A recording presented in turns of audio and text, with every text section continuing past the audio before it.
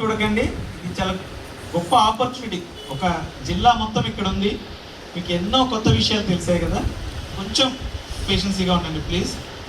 First sir వాళ్ళు చెప్పినట్టు ఏంటంటే, ఇంతకు ముందుకి ఇప్పటికి డిఫరెన్స్ చూపించండి. మీరు వెళ్ళి ఇక్కడ నేర్చుకున్న దానికి మనకి తెలియనిది ఏముండదు, ఇంప్లిమెంట్ చేయాలి. అందరికీ అన్ని విషయాలు తెలుసు. ఆచరించిన వాడే గొప్పవాడు, తెలియడం గొప్ప కాదు కదా. సో ఆచరించాలి. ఒకప్పుడు ఇంగ్లీష్ మీడియం లేదంటే గవర్నమెంట్ ఇంగ్లీష్ మీడియం తీసుకొచ్చింది, అయినా స్ట్రెంత్ పెరగలేదు. ఏమైంది? ఎల్కేజీ యూకేజీ నర్సరీలో ప్రైవేట్ వాళ్ళు లాగేసుకుంటున్నాడు, వాడి దగ్గర నుంచి మనకు రావట్లేదు.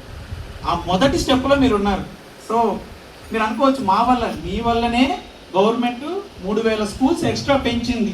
అది మీ క్రెడిట్. లాస్ట్ ఇయర్ స్ట్రెంత్ పెరిగింది మనకి ఎన్రోల్మెంట్.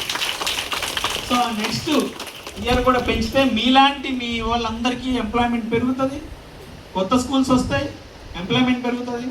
మన గవర్నమెంట్ బాగుంటే, పిల్లలు బాగుంటే, మన అందరం బాగుంటాం.